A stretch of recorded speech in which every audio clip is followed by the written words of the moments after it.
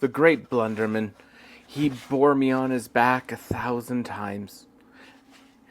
Greetings, friends, and welcome to another fun prop build. Today we're going to be making a skull candle holder because I think they're awesome and I've always wanted one for myself, so you got to come along for the ride. Now, the first thing you're going to need is you're going to need a skull. This one happens to be from an old groundbreaker, and this is a dollar store skull. You can use either one. It's up to you. You're going to see a result with this one, and you'll see a result with this one. Now, the first thing we're going to need to do is we're going to be building the base. Now, if you have access to wood and woodworking tools, you can use wood and a big old Forstner bit to be digging the hole we're going to need in it. But otherwise, we're going to build this thing out of styrofoam because it's what everybody has access to. Regardless, the first thing you're going to do is you're going to get your piece of, I think this is 1.5 inches. Holy crap. You're going to position your skull in such a way that you're going to have enough space for the skull, and then you're literally just going to go, yeah, that looks cool. I want this to look like a bit of rock, so I'm going to go and literally just do that. There's our shape. I'm going to quickly go cut this out. You can do this with a coping saw, you can do it with a bandsaw, you can do it with a hot knife. It is 100% up to you. Once you have your styrofoam all cut out, you want to put your skull on top just to make sure you have enough space all around, and it's going to look good. I'm probably going to put it this way. And now what I'm going to do is just very quickly, just so I have my own guideline, I'm just going to quickly go like this. So I know where I really shouldn't be, like, cutting beyond, or I run into the chance of not giving the skull a basis for it to sit on. And from there, we're just going to use an X-Acto knife, and we're going to carve this up, so enjoy.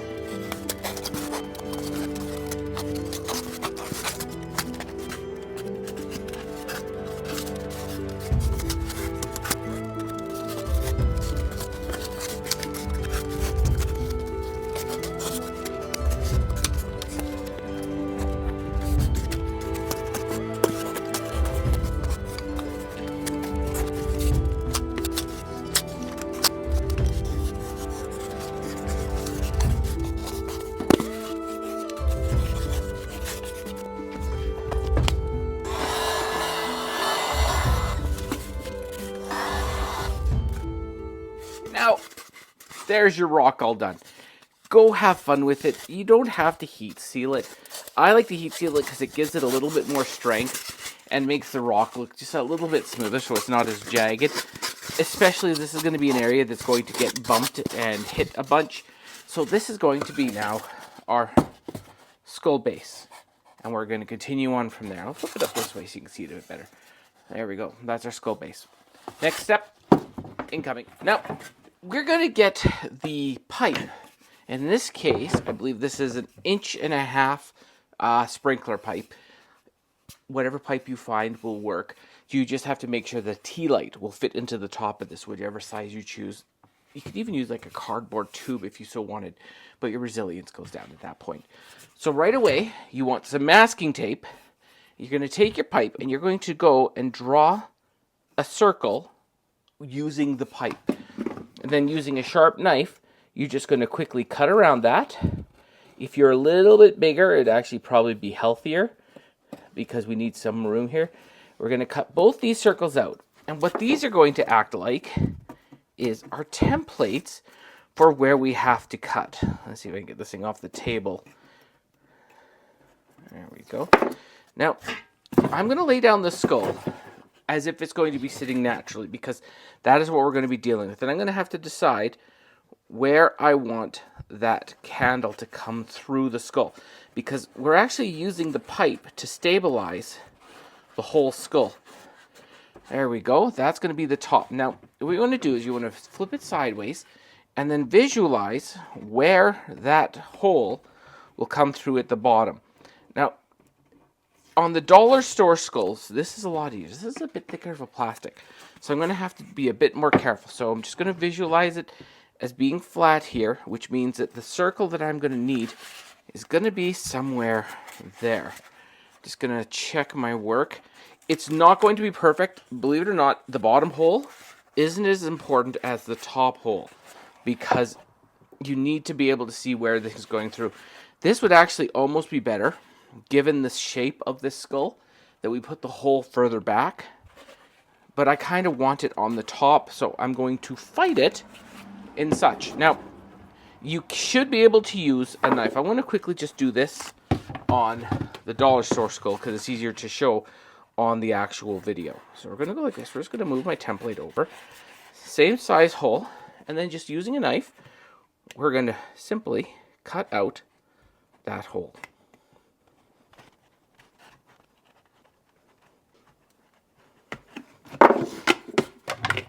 And just like that, we have our hole. Take your pipe, pre-fit it. You'll know that if it's not going to be big enough right away, and you just have to go through, especially if you didn't behave with your knife perfectly, you might have to go and trim up that hole ever so slightly. Don't get too crazy. Keep on putting it in, dry fitting it, and remember, if it's close enough, look at that, see? That's a perfect fit now. Well, close enough to be a perfect fit. If everything has gone according to plan, you will now have a plastic pipe that is stuck firmly through your skull top to bottom. Now, if this is tight, I used my rotary tool with a sanding bit on it to make sure I get it to the exact size. And then on the bottom, once again, I just put it in and checked. I actually used this zip cutter to get through this skull because this plastic's like 1/8 of an inch thick and it caused me nothing but problems. So anyways, you can see how I've got about 1 inch sticking out the bottom here. What that is going to be for is it allows us to attach to the bottom plate. Now, nothing like brushing away styrofoam when there's a knife there. Do as I say, not as I do. So what you're going to do now is once you have your skull all ready to go, you're going to take it onto your base, and if you're doing wood, you'll just have to kind of figure out where you're going to do it and drill the hole. Or if you're doing styrofoam, just kind of line up where you want to see the skull go. Reach underneath. Actually, no, don't reach underneath. Put your post on and then just push down. And what it does is it leaves an impression in the styrofoam for where this is going to go. And then using a knife, you can cut this all out by cutting and then flicking the pieces out. It'll take a bit longer. If you happen to have a Forstner bit, you can just go straight in, clear it out, and be done with it. Just run the Forstner bit backwards so it doesn't dig as quickly. And then from there, you're going to just dry fit your skull, and you're going to see how it looks on your base. And that is looking pretty darn cool already. And we've got our post. Now, we're going to continue on to everything else. Now, I want to age up this skull. You can do it with spray paint or whatever the heck you want. I'm actually going to be using some varnish. And this is such a great technique. This is Jacobine. And all you pretty much do is you take your plastic, make sure it's got somewhat sanded down, and then paint the whole thing with the varnish.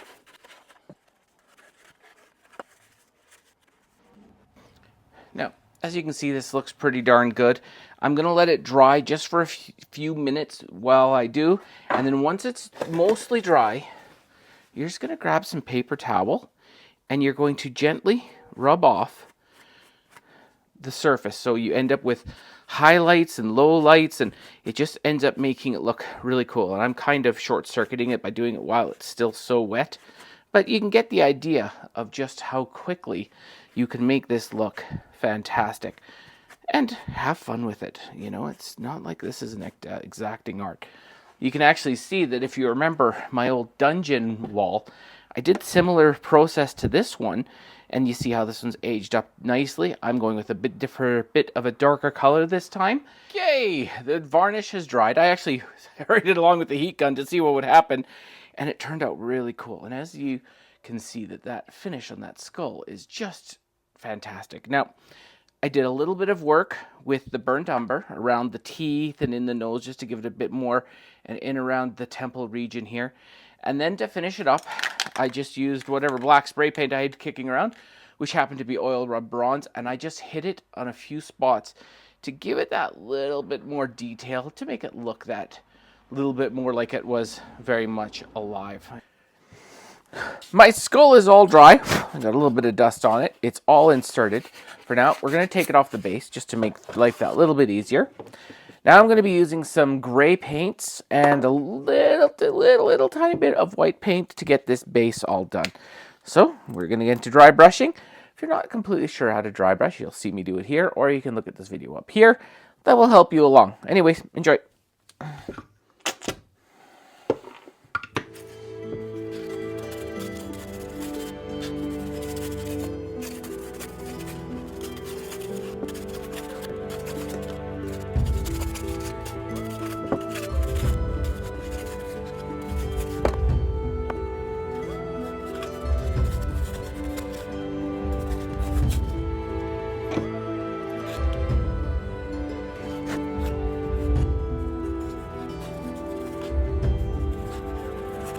Going to be getting in our light, depending on what you're doing. If you're using an AA candle or if you're just going to use a tea light, this circle that you're going to be cutting will be set up for it. I used a piece of the pipe that I had. You push it down into the foam, and then what you do is you spin back and forth. And what it does is it slowly cuts the circle that you're going to need to put in here. You can actually just use this to mark and then use a knife to actually cut it out. It's 100% up to you. Then, using whatever light you have, you're going to put it in, and you're going to put this light in to get it exactly where you need it. And then using some hot glue, if depends on how friction fit it is, you don't have to have the hot glue. I want it so when I'm all done, it doesn't have a chance of pushing through. So all I did is I put the foam in and then just hot glued around it, and it's set up for the perfect height to take the tea light.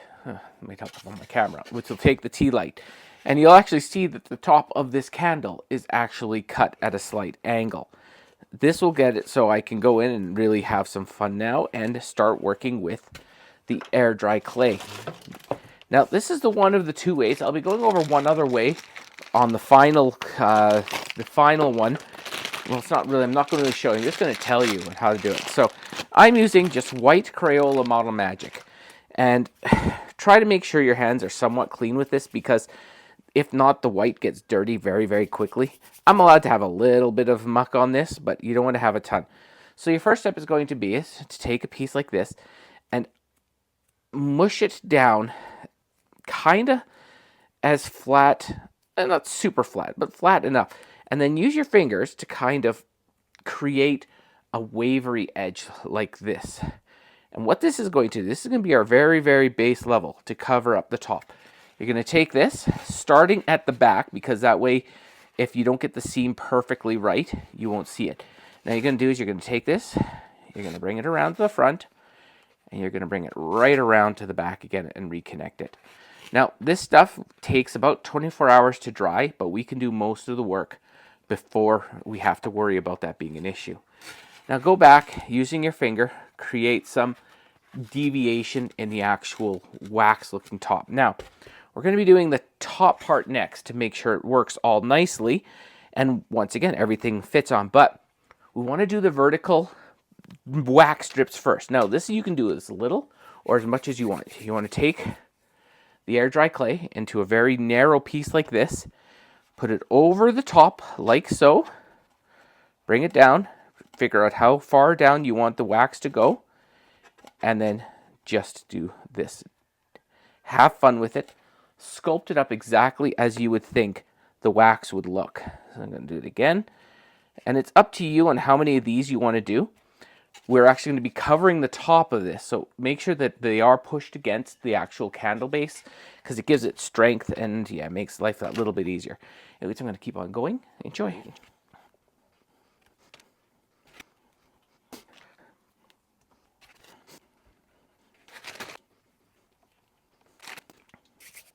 Okay, so while this is not completely dry, I'm going to go through and show you how to do the painting on the wax. You can leave it like this, but I find it's almost too white, especially when you're dealing with everything else. So I take a small brush and using a little bit, what is this, cashmere tan, I go through and I paint up. I reach underneath here and I paint in some color, just to make it almost look like a shadow. We're going to be doing some on the top too, but I'll leave it be. Anyways, I'm going to shut up as I do this, so enjoy.